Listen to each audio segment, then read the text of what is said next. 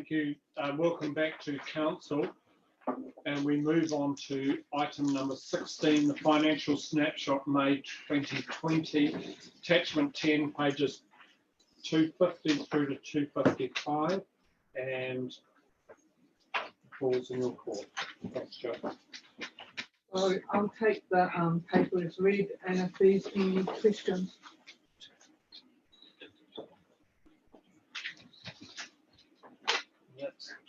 That's easy. Now, while you're getting yourself reorganised, councillors, would someone like to move that the memorandum be received, please? Councillor Dunn, Councillor Hero, those in favour? Those against? Carried. Any questions around that? I had none, so my page is blank. Councillor Belsham. Yeah, just on page 252 of your paper, CapEx, capital expenditure report, and the roading, we've had land acquisition emergency work around the Turkana Valley dropout. Has that been progressed to a favourable point? It has been. Unfortunately for us and COVID-19, we are into winter again, so we're going to try and do that in the summertime when the flow conditions in that stream is better and safer. Thank you. Okay. Any further questions?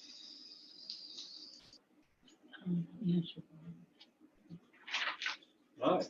Councillor Hero.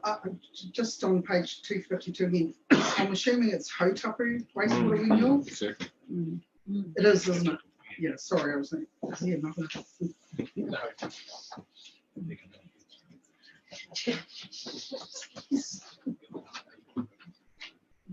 Right. Thank you very much. A minute. You're very close. Move to item number 17, the administrative matters, attachment 11, pages 256 through to 277. Would somebody like to move the receipt of the report, please?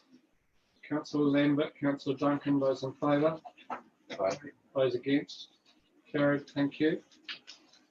Do you wish to speak to your reports? Yes, thank you, Worship. There are a number of recommendations. If you're okay with, I will go through the report, highlight some of those, and leave the recommendations until the end of the discussion. Would you like to go one? Quite like to deal with them as they fall fit. So if you get to the where you say need recommendation 2, let's deal with it at the time. All right, I'll go through it section by section, most of which I'll take as read. So section 1 is the rescheduling of meetings, and a recommendation is included on page, number escapes me right now. Recommendation 2, would somebody like to say move? Thank you, Councillor Wilson, Councillor Hero. Do you wish to speak to it? No. Do you wish to explain anything further relating to it? Put it to the vote. Sorry, Councillor Belsham. Just got a question. So it states about all our standing committees there. There's no mention of finance, policy and planning, the actual subcommittees of council. Is that just naturally included, or should they be specifically mentioned in there? Those meetings automatically start because they're in this monthly cycle. The reason for this recommendation is because we're going to miss the June meeting with the two boards and committees, and the next meeting is going to be in August. The proposition was to push it on to start them in July and then keep on the 2 monthly cycle for the year. So the committee meetings that you're used to having will all be happening in July. That's Yeah, thank you. I think that's covered also recommendation 3, sorry. Look, I'll put it to the vote. Those in favour? Those against? Carried. And I think at the same time, recommendation 3. Yes, please. Would somebody like to move recommendation 3? Councillor Belsham, Councillor Gordon. Do you wish to speak to it? No, put it to the vote. Those in favour? Right. Those against? Carried. Thank you. Thank you, Your Worship. Section 3, the applications for a fee waiver and rates remission, I'll take as read and move straight to recommendation, if that's okay. Yes, sir, question? First of all, I'll take any questions around the report. This is for the Eastern Ocean Restaurant. and Broadway. Any questions around the report? Or just click? I guess it's, well, no, I'll put a recommendation that the full rates remission for up to 6 months while the building is being strengthened. Yeah. And a rates remission of 50% for 3 years.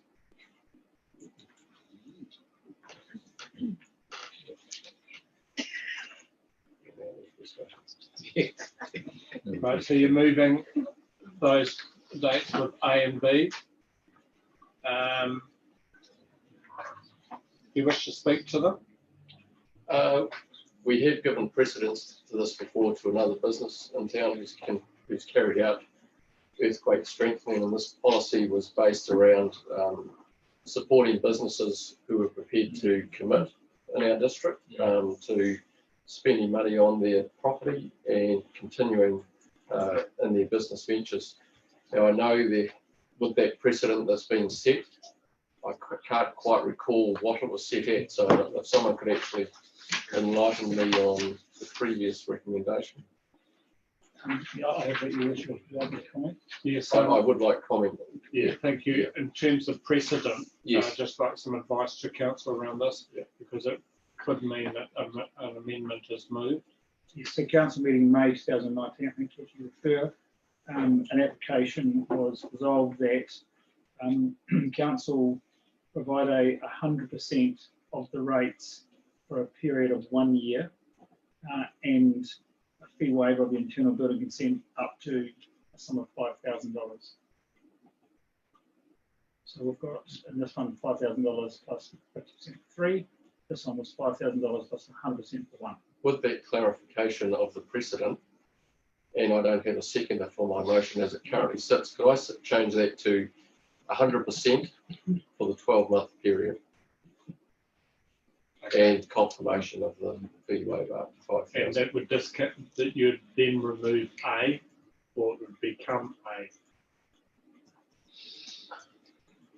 That's following, so no, one sits initially, I understand.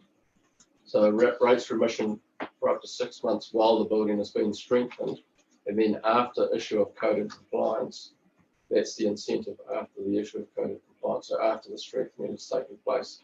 So I see the two of them actually sitting side by side. So they get 18 months effectively. That would be different to the precedent. Precedent was 1 year. Yes, the precedent didn't consider A as shown here. The precedent only shows B and what's set after that for the $5,000. Effectively, then we remove A. That's correct. Right. I'm happy to have that as my motion. For the removal of A.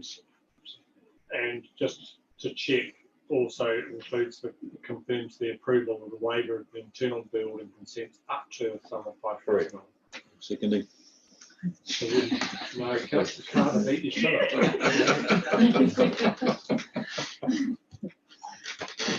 That gesture, I'm sure, will have been caught. Right, so that becomes your motion. Do you wish to speak to your motion? Yes, so as I said previously, that this is a policy that was put in place to support investment within our towns, within our district, and to support the issue that earthquake prone buildings we have right across our towns. And these people have taken an opportunity to provide some support to our community by continuing with their business. And I think we need to utilise this policy in its full aspects to actually show them that we're appreciative of their support for our community. So it's pretty well for me. I will speak, there is a late item also coming forward for a similar sort of request of a business being re-established in one of our other towns, which is great. And coping with earthquake. So unless there are any further speakers, I will put that to the vote. No? Put it to vote. Those in favour? Those against? Carried. Thank you very much. Section 4, provincial growth fund applications 4.1. Martin Rail Hub remains open, and I took a call this morning from the provincial development unit regarding that. They've asked for some more detail on 2 specific areas, which is currently under preparation. We expect that will be provided to ministers at the end of next week, and a decision made within 2 to 3 weeks following that. 4.2, the additional 600 million provincial growth fund funding. I'll talk more of that in public excluded because it includes commercial sensitivities. Thank you. It's quite appropriate. I'll agree with that. Thank you. Section 7.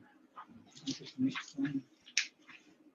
Speed of Just a question around, not so much a question, around 5.1, the pilot that was offered to the 4 councils, of which we are one, around the $100,000. I can confirm I've received information that pilot may well be extended, and that it's at the stage of waiting on signatures. So that's a fantastic result. I would like to thank, we had to prove some outcomes. Nadia, how many people has? So the outcomes, well, the targeted outcomes were 30 people in employment by the end of June, which was highlighted by all councils as being a very big ask, and there was leeway to go over the 30th of June. What we have done is currently got 17 people into employment, and by the 3rd of June we are forecasted to have 28. So those are named people, so we'll pretty much hit that target. I can't tell you where the other councils are sitting, but I'm really pleased with what we have achieved. Excellent. So, and that's really, we're talking weeks to get that over the line.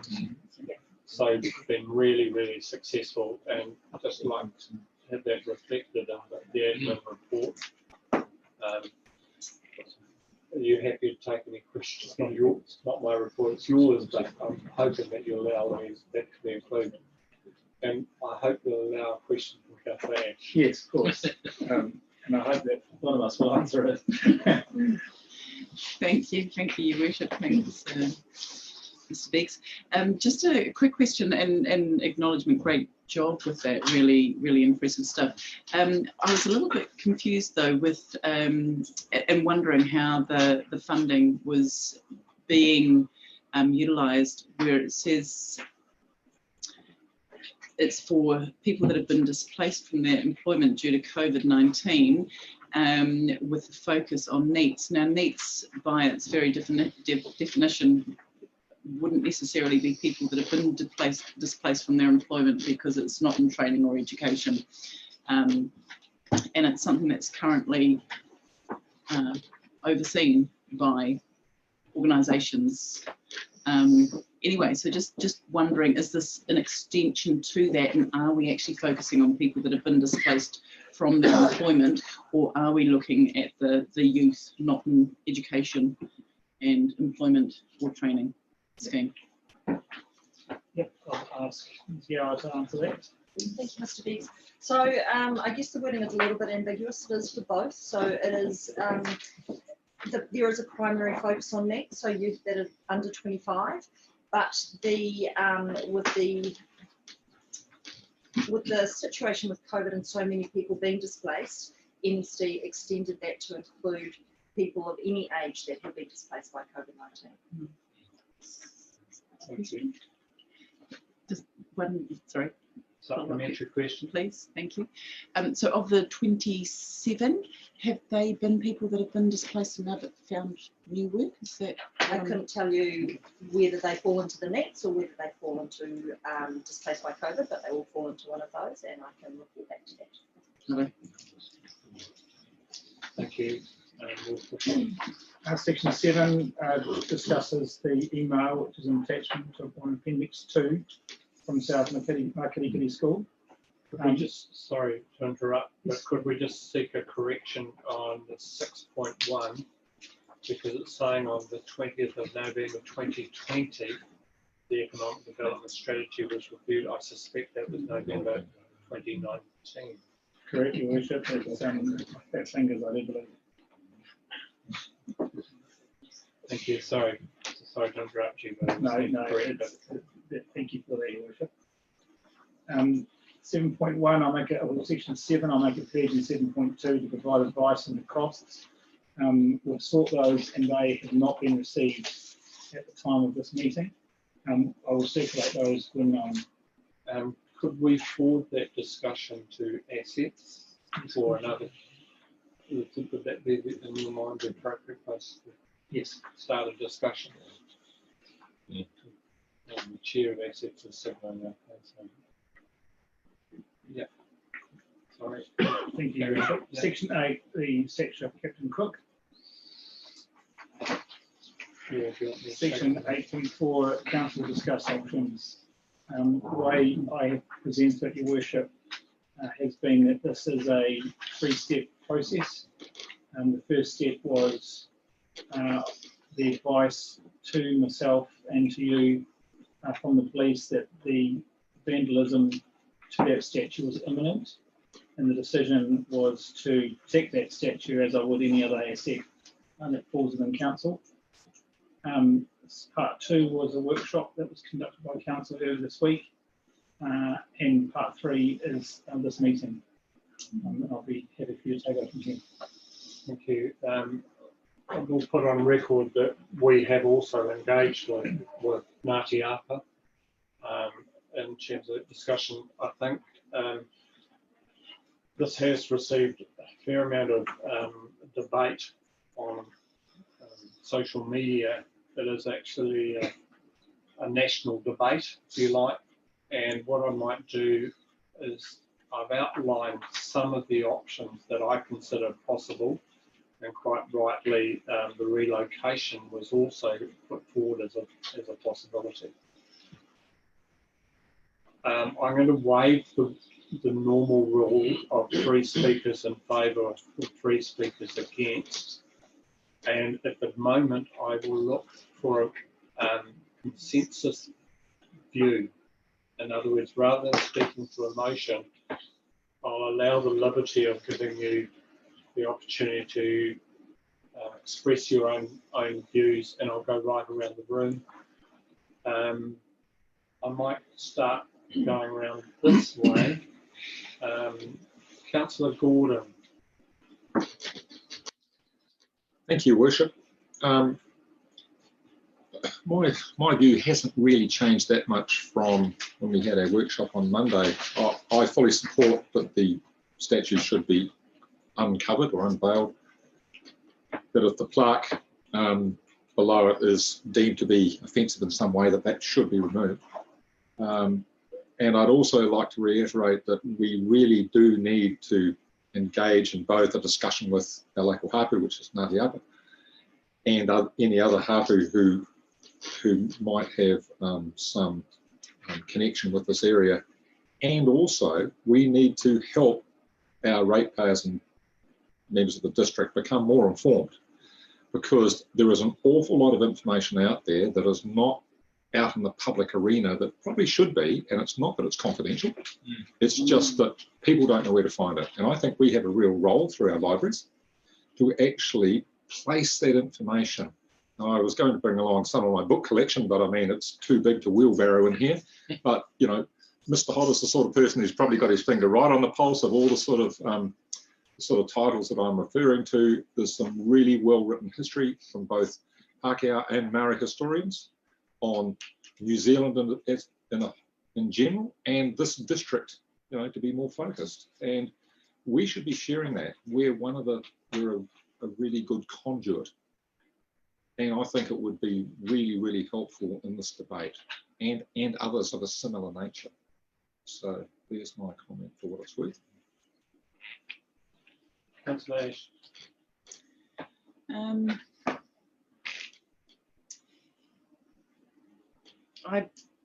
I believe we need to leave him and take his box off it. I do believe the plaque needs to be revisited with support from our friends at Ngāti Apa. I do believe we have a history. Our entire community, our entire nation has a history, and that needs to be celebrated, acknowledged in its entirety. Which brings me to what I would love to see for Martin here, that we actually celebrate local iwi culture in some form, obviously with direction and conversation with Ngāti Apa and local iwi.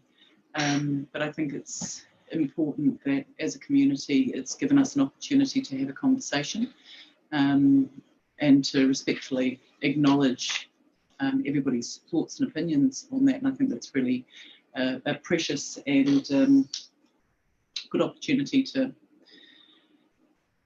have that conversation. But yeah, that's where I'm at.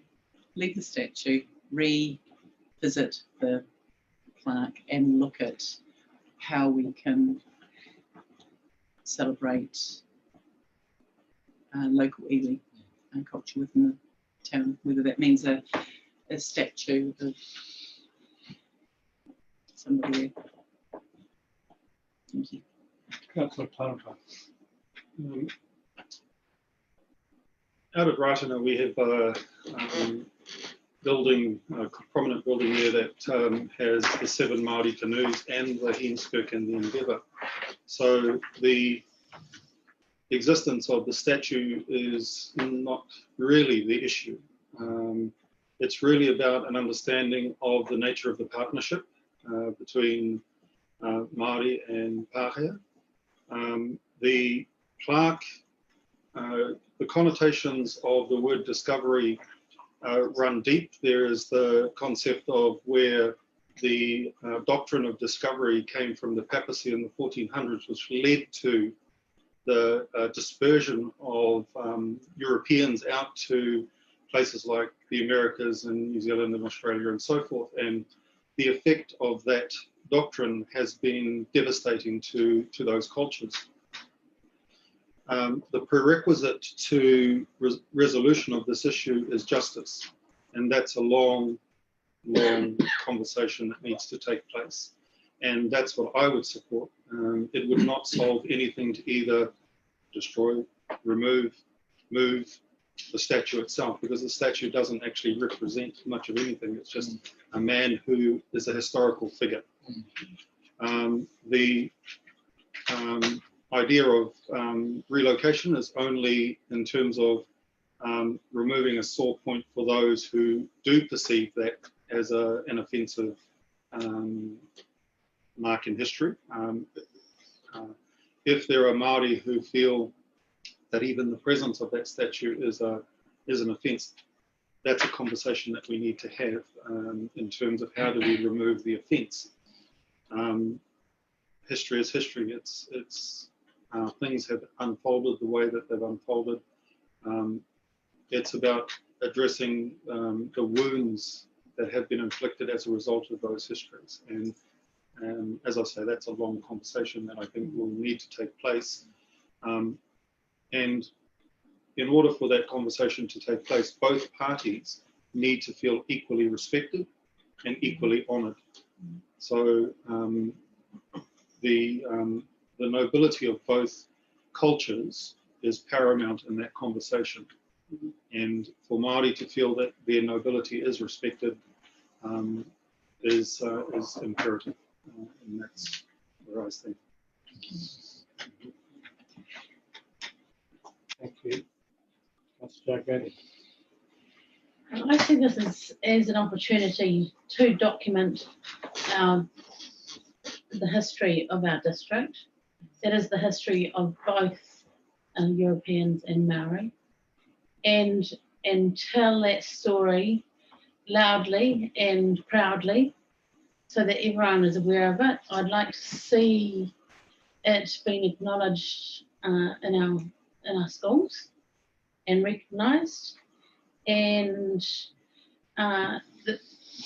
deciding on that story, I would like us to work closely with local iwi on identifying what is actually said there. In terms of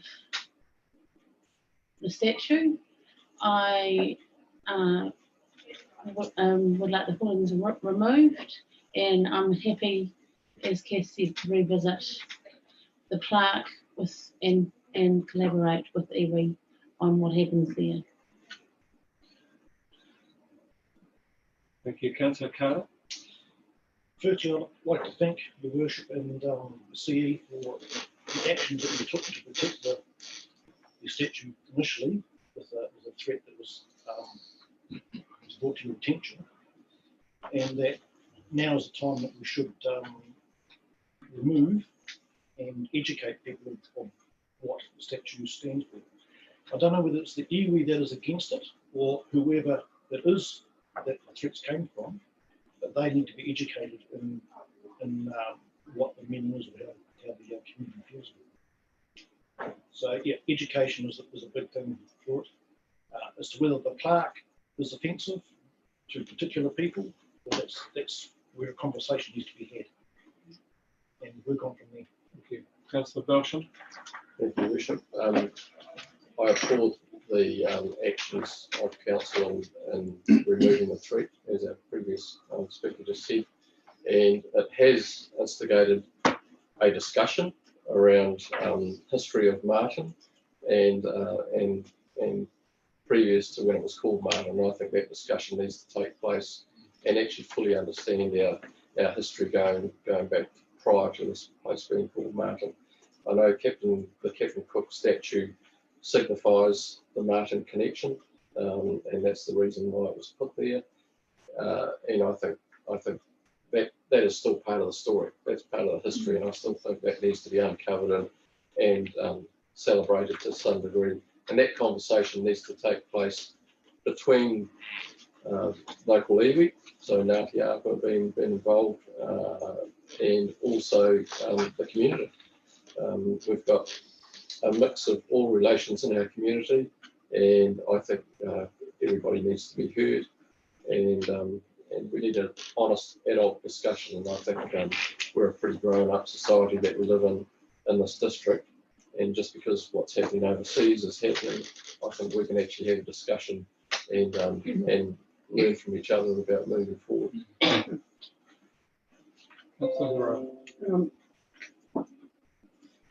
My thoughts around it.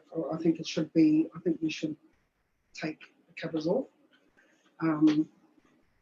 Personally, I believe that there is a dual history in this country, and don't even know if it's an unfortunate, because some of us actually do live in two worlds when we talk about it, and we move in and out of it all of the time. So the history that's out there in the greater world for Martin is what's known. Education has been something that's been said, but actually there's a huge history from a Māori perspective of this whole area. We don't even call this from our area, Mōkai Pātea. We don't actually call it Rangitikei at all. So there is dual history, and you have to respect everybody's parliament. At the end of the day, we're here. We're not going anywhere. The difference with iwi is that we're not going anywhere. This is our place in the sun. This is our stake in the ground. And so I'm not actually sure who and where the threat came from, but I just want to talk on what you've said, Nigel, in regards to events that have happened, horrible events that have happened overseas that continue to happen in that country. We would hate to see that. Well, as a Māori person living in this country, I would hate to think that I'm going to give my, everything that's happened around that is disgusting, and it has upset a whole lot of people. But as far as what's on that statue, I don't care what's on that statue, because that is going to be a kaupapa and a history for one lot of people. That's not the kaupapa for me, and that's not the thing that makes that's a kaupapa. There's many things that are out there in this region that are my kaupapa. I only need to look at, I need to look somewhere and that's my kaupapa. That's our land. I need to go place this place, the tūtai nui. So some really simple things that we as a council, even that word, it's used as tūta nui. I hear it around this table all the time. And that's offensive to me. I'm one person. I'm offended by it. But at the end of the day, if that's what everyone else, how you say it, well, that's how you say it. But if you want to talk, if you want to really get into it, that's an offensive thing for me to keep hearing that over and over again, despite the education that happens. I would say that as a council, we've made a huge step forward in having an iwi liaison person. That person can help to guide us through. Te Ropurahi Ka is a member on that. We don't use that well enough. But from my own point, from where how I see this whole thing is that if Māori and if Ngāti Apa want to put up a statue somewhere, they don't need to put up no statue anywhere. Yeah, quite frankly, because you're sitting on where we're sitting on it. This statue is where we're sitting on. So I've got no problem with it. Quite frankly, if that's, we've got a whole lot of things in our, I'm sitting around this table for the last 2 or 3 hours talking about all the issues and that happen in our region. And taking on board that some people have been offended, but it doesn't offend me, to be honest.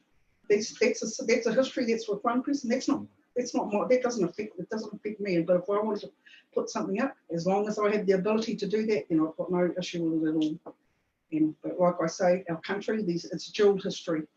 And unfortunately, for as far as I'm concerned, for Māori, it has not necessarily, it's not necessarily. We probably sit in the background too much. We don't push ourselves forward, and when we do, we're seen as radicals. But I just want to tautoko you as well. You've got the up at Ratana, that Manawal has all of those, that recognition of it, of dual history in our region. So that's what my thoughts are about. Councillor Lambert. Right, well, yeah, as you get this far around the line, a lot of it's been said, but yeah, I'd like to see it uncovered. I haven't read the plaque, but even if it does say he discovered New Zealand, that's even wrong from a European point of view, because Abel Tasman's been alive for 100 years before that. So you could probably take that off for historical reasons. But yeah, I think, as I've mentioned on Monday, with the history going forward with the statue, whether it stays there, whether it gets shifted, whether it gets replaced, the channel should always be open. And it's a good starting point for what Māori want to do, whether they want to be involved in all that sort of thing. But yeah, at this stage, uncover it and definitely move the plaque for historical inaccuracies. Councillor Dunn. As my last councillor said, everything's been said. I agree with everything that's been, and I agree with everything that's been said. So I think, yes, I'd like to see it uncovered. It's an opportunity to go forward and work with the local iwis and get the history straight. Councillor Wilson. Look, I'm not overly passionate about the statue in itself in any such way, manner or form. I think, to pick up on what a previous councillor has said, whilst the statue itself may be offensive to some, putting a box around it is equally offensive to others. So the fact that the box around it does absolutely nothing to further the conversation. So I think the box needs to come down. I don't know where the threat came from to do it, but it was credible enough for the council to take some actions around putting the box up, and well done for doing it. Whether or not it was the intention of the people that made the threat to bring this group of people around the table to have the conversation that we're having now and spending some 3/4 of an hour on it, whether or not it was their intention to have a council committee meeting called or workshop called on Monday to have a discussion about it, which involved us having a representative of Ngāti Apa here, the chairman, at the same time having that conversation, which was a great meeting that we all enjoyed and we all spoke openly and frankly and firmly. So if that was their intention, well done. They've achieved what they were looking to achieve. So well done to that. But to have a more meaningful conversation going forward, the box needs to come down. I think the plaque should be removed to show our intention of having the further discussion about the matters that this subject has actually raised. And I really look forward to probably coming out of it somewhat more educated on the subject matter after some of that conversation. And I look forward to having that conversation because I know I'll be significantly more learned from it. So I'm quite relaxed about the whole situation. Let's get the box down and let's push on and have the conversation. Councillor Duncan. Here, everyone. Actually, I totally agree with that. The only thing I would bring back is that from that workshop, Pahia Toria said that he would like a shared media release, and I totally thought that had to be part of this as well, just to bring that back into the conversation and going forward. Thank you. I think pretty much it's all been said. We're in a space in our district where we can have this conversation. And that's a very, very significant step forward that a lot of other councils can't. So that, to my mind, that speaks volumes for where our district is at. And yes, we are getting genuine and true relationships and engagement with what we do. We still have a lot to learn. And in some ways, Councillor Wilson, you're absolutely right. This has possibly given us an opportunity to carry that conversation on, because it should not be about the statue. And Ngāti Apa absolutely recognise it. I must stress that the threat to damage did not come from Ngāti Apa. So I think there are some things picking up. So just to tidy it up, I'm presuming that everybody is in favour of removing the protection. Is there anybody that is against that? Can I have a show of hands, those who would like to see the plaque designating the discoverer of New Zealand be removed?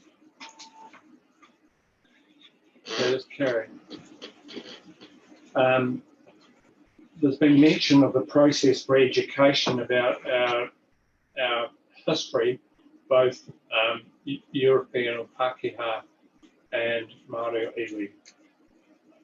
Is everybody in favour of us exploring how that can be done? Totally. Brilliant. And lastly, you made reference to a joint statement issued by, and I think that's absolutely appropriate. Normally a statement from council, a press statement, can only be released by the chief executive or myself. But as part of this, I would move that a joint statement be prepared and released by the chair of Ngāti Apa and myself. Second. Thank you very much. We will look to do that, and from an operations point of view, it would be up to the chief executive to go through a process of removal at some stage. So you're advising that it will be done tomorrow. Thank you. We'll put that press statement out. But I would thank everybody for having, as the Deputy Mayor said, an adult conversation around that. Thank you very much. Your Worship, can I just make a comment? Yes, if make a comment. I don't want to go back. No, not at all. We've spent a lot of time on this. I just think we should be celebrating this conversation we've had. If you look around the world, there's very few British colonies who could have had, or ex-British colonies who could have had this conversation. Most of them are at war with each other, internally. And you look at the rest of the world. Well, I'm not even going to go there. We, at least New Zealand and Rangitikei, we've grown up and we're having a really good adult conversation. So long may it continue. Yeah. Yeah. So I will formally move that those various steps that I outlined take place, and you can have my later. Seconded by Councillor Wilson. Those in favour? Aye. Those against? Carried. Moving on to item 18. Oh, yeah. Yeah. We are now at section 9 of my open matters reports, all projects grant scheme. There's a recommendation there for council consideration.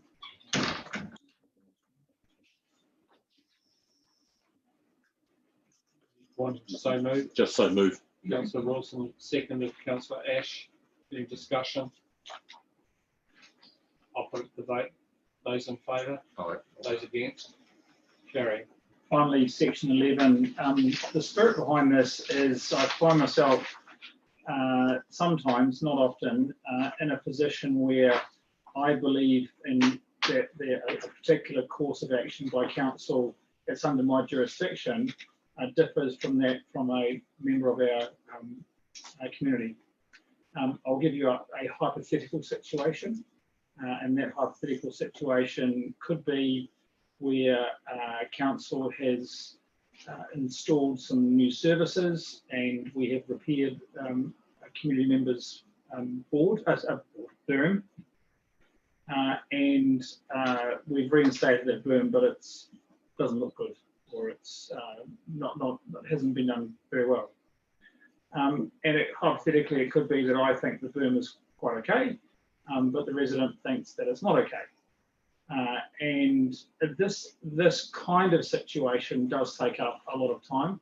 My recommendation here is I would like to task chairs of the community boards and community committees to act as an intermediary, to visit the resident and say, hey, look, as a layperson, is this about right for our council, yes or no? And it just really removes the emotion from a decision where I'm sort of hard left and the other person's hard right. And I seek your approval for that, or endorsement of that principle. Questions around it first? Any questions? Right, would somebody like to move? It's on the table. Councillor Ash moving. Seconded, Councillor Dalgety. Do you wish to speak to the motion? I think it pretty much speaks for itself, really. It's a great opportunity to actually engage the committees and the boards within their local communities. They know their communities, and yeah, it just gives another perspective to it. I think it's a great idea. Any further speakers? Councillor Belsham. I think it's a great initiative. It gives another perspective of view, and perhaps an independent perspective.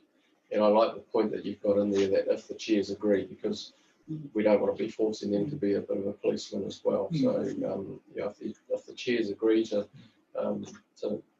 make a statement that they agree with council or they don't agree with council, then I think that's fine. Yeah. I guess this will be put to the committees to actually make a decision upon the reports. Yes. Yeah. Thank you. Put it to the vote. Those in favour? Aye. Those against? Carried. Moving on to item 18, the top 10 projects. Attachment 12, pages 278, 287. Would somebody like to move the receipt while Arna's getting himself ready? Councillor Wilson, Chair of Assets, moving, seconded by, thank you, Councillor. Those in favour? Those against? Carried. Thank you, Your Worship. I think we will do the same as we do every council meeting with this, and I'll just step through them one by one, and then allow you to ask questions as we go along, if that's good for you. So the first one on the list is the Mangaweka Bridge replacement.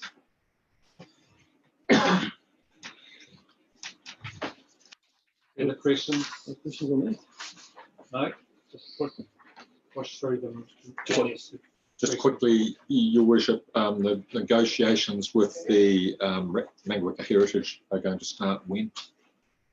Doesn't necessarily say in there, but I'm assuming that there's no date. No Okay. date set. That's We're fine. still in negotiations with the park owner as well, Pauline. Oh, okay, thank you. Right. Second one is Martin de Boer's wastewater centralisation project. Any questions on that one? I just have an expectation of time frame when that's going to actually come back to for approval. Yeah, absolutely. So the work program for the next financial year is very clear. We're still doing a lot of detailed theoretical kind of work in the background. So we're looking at what arrives at these plants, what they need to do, and all those kind of things. 6 months for that.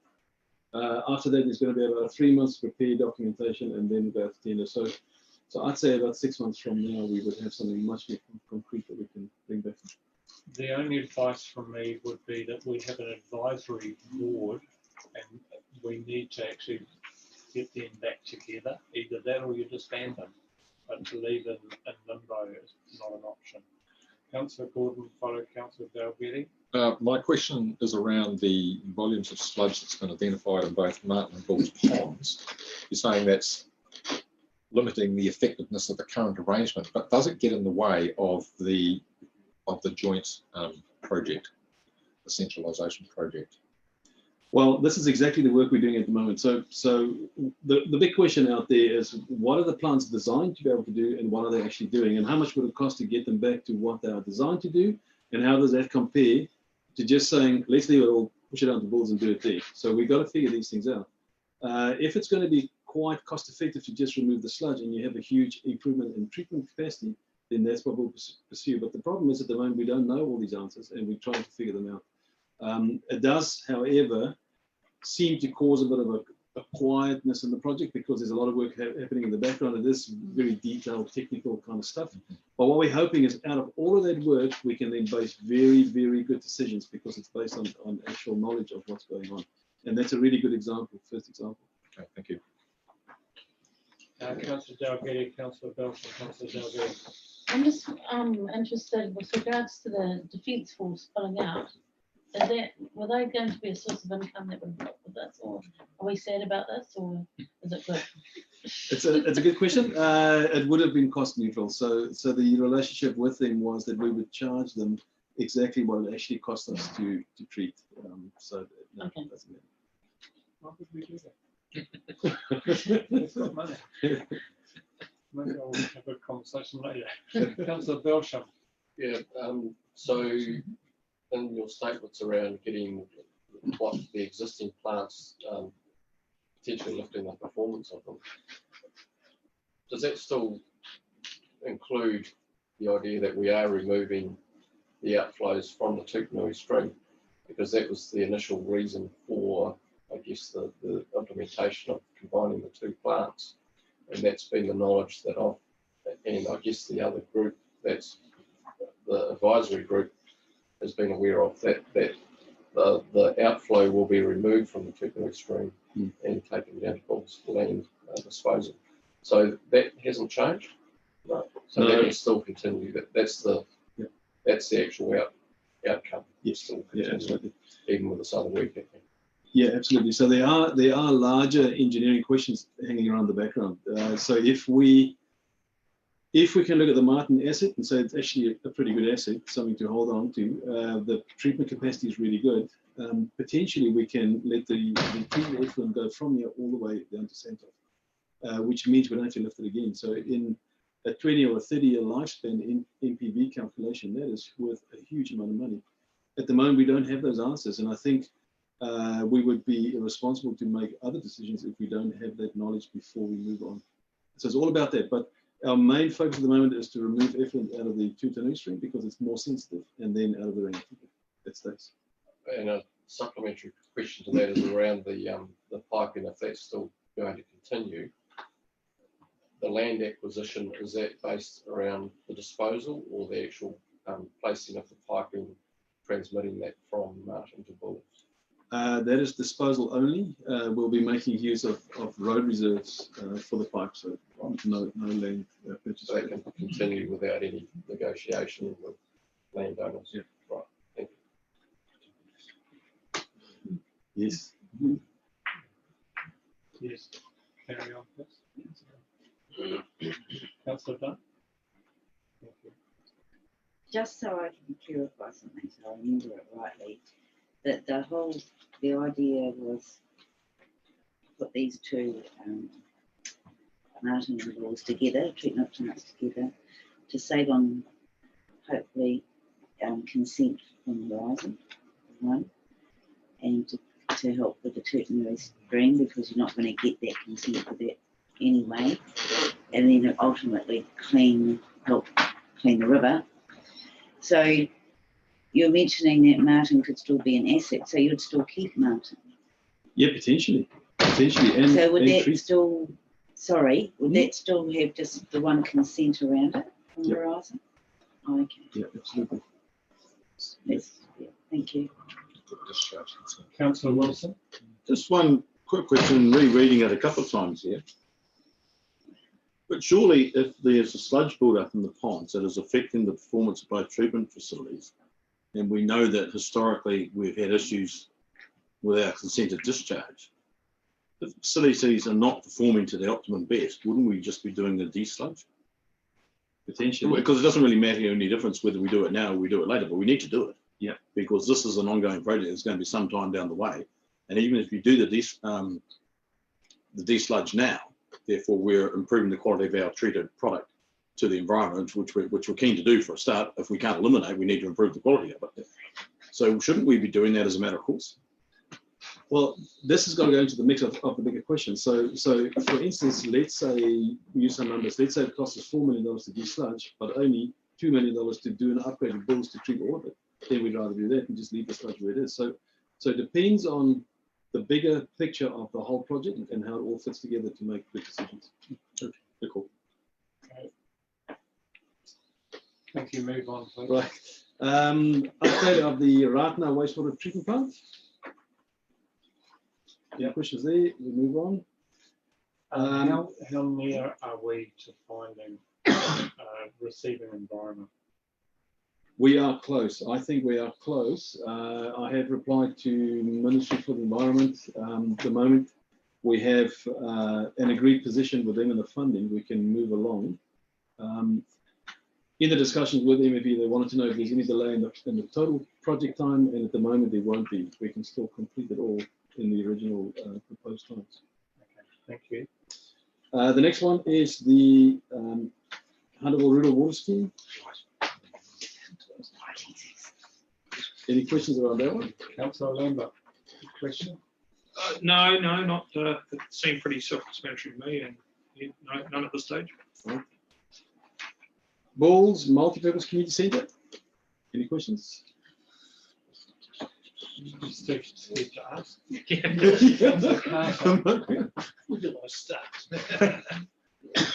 I'll do a simple one for you. With the car park area, the development of, you're coming back with the costings for the council to approve of the extension. How close is that?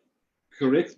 Just to clear that up, the car park is included in the contract. It's the bus lane at the back end.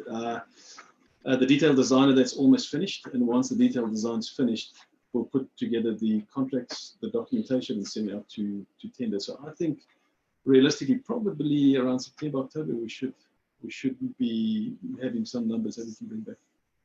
I think it's So just because we've got the press in the room, we're not saying that the building will be finished in September, October, are we? the building will be, but not the auxiliaries around it. So the town square and the whole lot of other bits. Yeah, what I'm saying is that the building will be completed before September, October. Yes. Can I have a question? Councillor Wilson. Okay. Once the building project was put on hold by the chief executive, and we all understand the reasons why, it was then came back to the council that an additional amount of funding was required. How's that funding tracking? So are we seeing, we know that a sum of money was made available to complete the build. The reasons why that had to come are well and truly documented, but here we are, that we haven't as yet, and you won't have the information, you won't be able to answer this question now, and I don't expect you to answer it now. But I'd like to see something to come back to see how we're tracking against that additional budget. Because that was a budget that was funded. How are we tracking to that? And are we still on track with that additional funding that was committed? And I think it's important that we do see that as an update, because I think it was a failing from earlier, and I don't think we're learning from it because we haven't seen it. So can I ask that we have an update as to how we are going on the budget and what was effectively the extra spend, and is that still tracking to your expectations? So a number of questions there. Yeah. Firstly, we did provide some project status reports as part of this in the past that gave more detail, not only on budget, but on schedule, on health and safety, on risk, etc. I believe that will be moved into the assets, so that the assets committee will receive that project status report. And as you and I have talked with Arno, you are letting us know the kind of information, I think you've just done that, that you'd like to see in that report. Should you, as chair of that committee, wish for that paper to go to council and support that? Yeah, as long as if it comes through from the assets, then it will be tabled to an assets document. I expect all of the councillors to be reading that those documents as well. So I'm happy for it to sit in that space. Yep. Thank you. To answer your second question, if I may, Worship, the briefing I've had this week from the project team is that we are on track, on target for the revised budget, and we still have a considerable sum in the contingency of that. Thank you. Thank you. Right, we will move on. Establishment of the new council administration centre in at Town Library in Martin. That's the next one. What was she saying? Tai Happy Memorial Park. Oh, Your worship. At what stage are we scheduling a meeting or workshop on this project? On the type? Yeah, but no, on Martin, because, you know, we were about to agree to go and COVID came along, so everything's sort of pushed out. So just big picture. In terms of the pre-engagement. I suppose the next stage is to re-explore what I put together as a comm strategy for this, given that we didn't get that external expertise. So whether what I've done will suffice, or whether we can seek some further advice from some other specialist around engagement. So it's probably a conversation between the three of us to see where we sit with that and then bring it back to council. Yeah, I think we need to come up with a timeline as probably the key part of that, that you can become aware of exactly where we are and you can be monitored against it.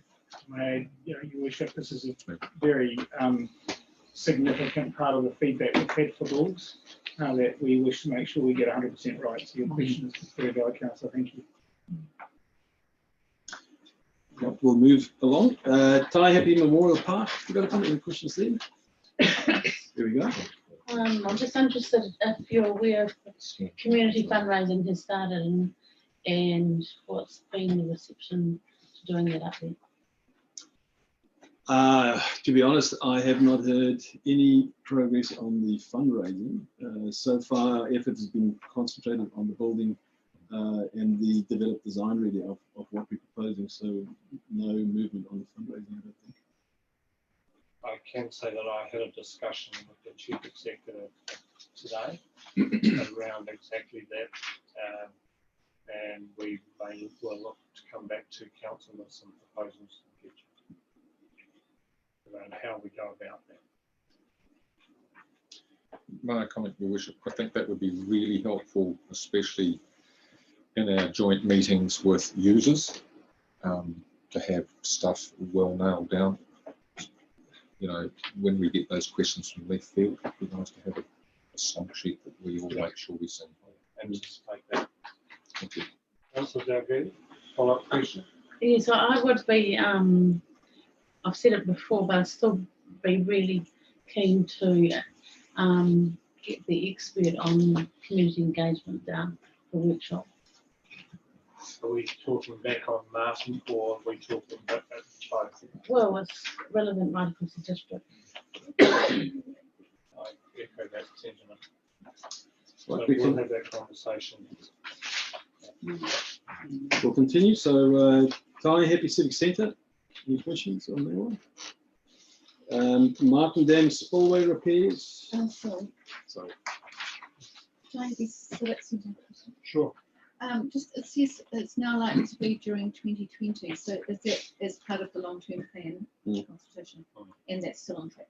Okay, thank you. Can I just ask in terms slightly off the centre here, the Tri-Happy Civic Centre, you were going to do up at Heaton for Kamamamea, where we're at. Do you know, Michael? Don't know the latest. I don't know the latest, but I do know there was a particular solution that was deemed acceptable from a safety perspective and from a council consenting perspective. The last update I had was engaging with that provider. The date is Starts on the 19th, I believe, of July. And there are 9 performances, if anyone wants to know. Tickets are available. I do believe the solution is the one that council banking is recommended, so I thank you for that. Pleasure. yeah. So just sorry to raise it. Do you want clarification around that one then, or do you have to just go? No, so long as we have a resolution, then that's fine with me. Yep. Sorry.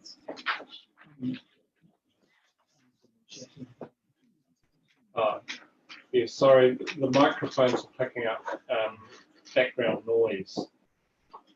And the just ended to say the economy section.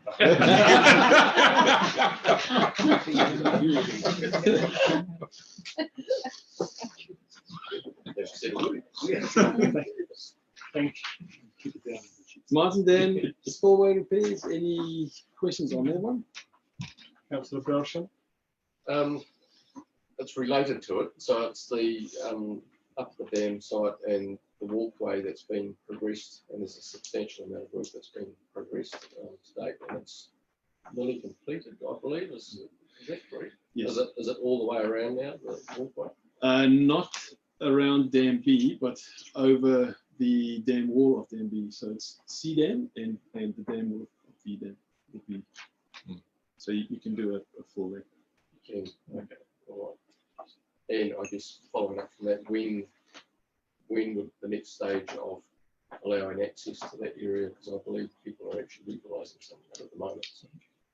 I think the date that has been discussed is October this year to kind of open it up for use of the public. Right. Thank you.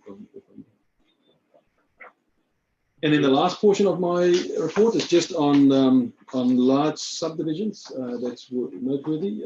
Any questions on any one of those? So we've got George Street Bulls, Hereford Heights, Wanganui Road subdivision, Walton Street and Bulls, and the Ratna development. Right. Councillor Belsham, Councillor Dalgety, Councillor Belsham. Just one question around Hereford Heights. Is the liaison with the actual developers there happening with where the roadworks are at, you know, with the design and what have you, is happening there? Is there constant liaison with those developers? Not at the moment. We're waiting for the final detailed design. Once we get that, obviously we'll go back to them and go from there and plan from there. So they don't have much input at the moment, but the moment we get that back, we'll be back right back with them. Even just an update on where that design plan is, just for keeping the communication lines open. Yeah, that has been provided. That has provided that to Bain. Right. So I can tell them that. Yeah, I have. Thank you. Just wondering if COVID are you feeling there's any impact on these subdivisions, or is it just going on as we hope? Sorry to take over the answer to that. In the conversation I've had with the developer for Hereford Heights, there seems to be no real change. For as many that were lost, there was the same number of gains in the period. And the developer is active with our planning community or with our planning team regarding the other subdivision, Wanganui Road. Your Worship, I just wanted, if I can, just explain the final point on the Ratana Whakakainga. There's moves, of course, in central government with the rating bill for Māori land that we may need to change or align our policies to. Myself and a number of the team met with the trust within the Whakakainga development. It was a very positive meeting. And I've seen the revised terms of reference, memorandum of understanding that we intend to sign with them that has been cooperatively developed. Thank you. Right, would somebody like to move to, sorry, Councillor Duncan, question? I just have one question. I don't want to drag it out, but going back to the remits, talking about housing affordability, would you have any comment around how that inclusionary zoning might have been used in any one of these? Can you see that happening? Is it something that actually could be used within our district? I mean, not obviously retrospectively, but going forward, is that a real thing?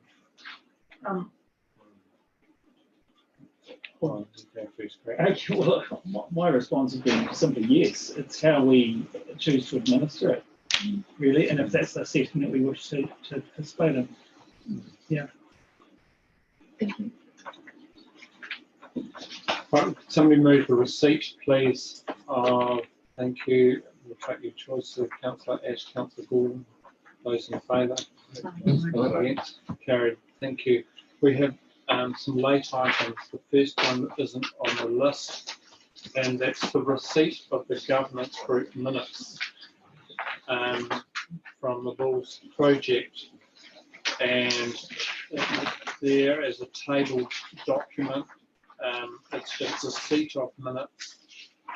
Could I have Councillor Dunn, are you happy to move the receipt? Seconded by someone. Councillor Carter. Those in favour? Those against? I'm not sure there's an action required out of those minutes other than informing us. Is that correct? Yeah, there's a list of recommendations in there.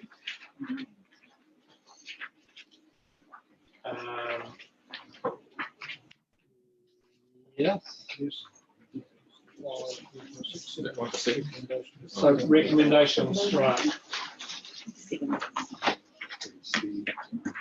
The governance group recommends the new building be called the Bulls Community Centre, and that the chief executive will work with Ngāti Ata and Ngāti Parawaka to come up with an appropriate name. Are you wishing to move that recommendation? Seconded. Councillor Carter. Discussion. Those in favour? Aye. Those against? Carried. I'm going to go through these quickly, Councillor. 2, that the governance group recommends to Council that all service utility areas be bilingual and include braille throughout the new building centre, new community centre, with English being first, and there's an explanation there. Also an appropriate two-row welcome for the foyer of the new building. Somebody, you moving? Yes. Thank you, Councillor Guerrero moving. Councillor Dunn seconded. Those in favour? Carried. 3, that the governance group does not recommend the use of personal names to name rooms and spaces, as there are too many worthy people to accommodate fairly. You move in? Councillor second, Councillor Carter. Please stop me if I'm going too fast. Those in favour? Those against? 4, the governance group recommends regional names, starting with Ohakia, going through to Scotts Ferry. You move in? Yes. Secondly, Councillor Carter. Those in favour? Those against? Carried. 5, recommending that the Learning Hub be known as the Learning Hub. Was it an Irish person? I would be the Irish person. Yes. I said, shut up. Secondly, those in favour? So we have a seconder. Councillor Carter seconded. Those in favour? Carried. 6, that the governance group recommends there is no need to name the pavilions. The pavilions being, you need to explain what are the pavilions being. On the top of the building is the 3rd floor. There's 2 pavilions as such. One's got the meeting rooms in that we just, and the other one is another meeting room youth area. So which only has one room on. So we thought it would be a bit silly to name the pavilions and then name the rooms inside, especially when one pavilion has only got one room. You know, it just becomes a little bit confusing. You wishing to move? Yes. Second. Councillor Carter, all right. Those in favour? Those against? Carried. 7, that the governance group recommends that the hall is known as the Bulls Town Hall. So this isn't the building, this is the hall within it. You move in? Yes, but, mate, I might explain with those recommendations, because it was put out to the community, would you like to name them? So like the Learning Hub Library, so on, and again, the governance group thought it was, people know them as a learning hub for town, the Bulls Town Hall. Let's just keep that simple. Looking for a seconder to that.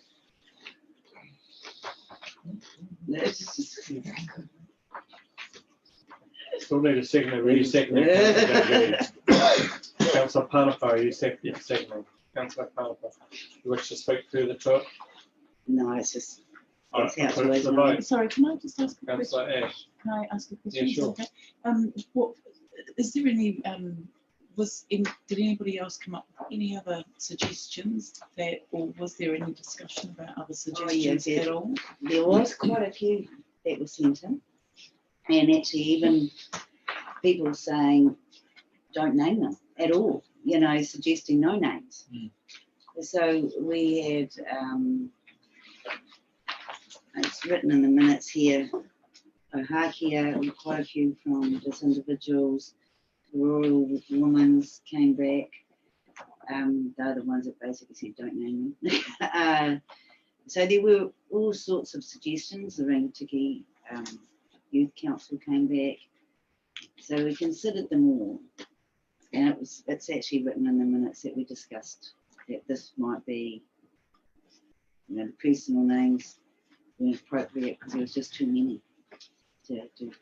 Supplementary question.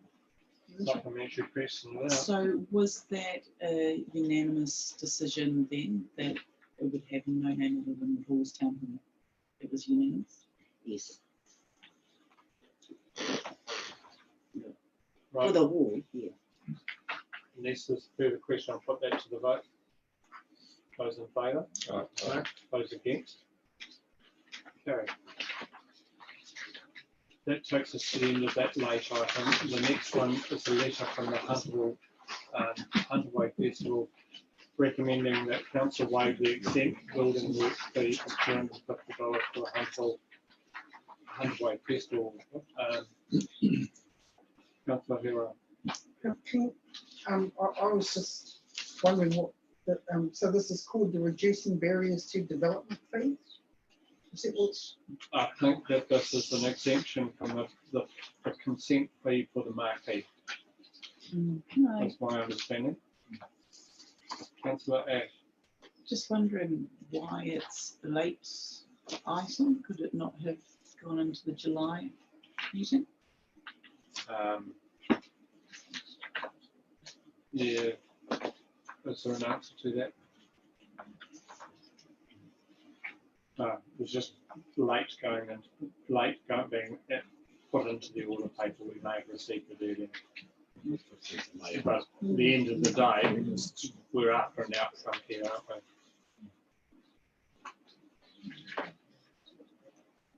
we? Sorry, Councillor Lambert. I was just going to point out, yeah, as it was waived last year, I feel a precedent's been set. It's waived every year. Yeah. Look, I'll put it to the vote. Those in favour? And those against? Carry. And the email from Julie Turner, the paper there and the table documents, the letter, the last letter, and this is essentially about a request for drainage on Wilson Park. Councillor Belsham. Could I suggest that this gets forwarded to the assets community, assets committee to deal with? Right answer. Right. Just further to that, Your Worship, well, as being Chair of Assets, I'm happy to address this particularly item 1 of the letter, but item 2 of the letter is a request for service that, by the reading of the letter, has possibly been bouncing around for some time. So I wonder if item 1 was to come to the assets further, as it directly relates to drainage on Wilson Park. But item 2 is a Item 2 request. has been dealt with. It has been dealt with. Yeah, I just simply put in a service request and it was dealt with within 2 days. So that is no longer relevant to this piece of paper? Okay, thank you for that. I wasn't aware of it. But I take on board Councillor Wilson's attempt to shift the responsibility to you. Happy to address that at assets as And well. eventually it would Are impact you the moving finance committee as well. Are you moving receipt of and forwarding to assets? Yes. I'll second it. Thank you. I put vote those in favour? No. Those against? Carried. For the people that are still live online, congratulations, you've done incredibly well and deserve a substantial medal or some such reward. I suspect a number of you at this stage may well be staff, but thank you very much. We'll close the Zoom part of this meeting, but before we do, can somebody move that we move into public excluded? Councillor Wilson, Councillor Ash, for the vote, those in favour? Aye. Those against? Carried.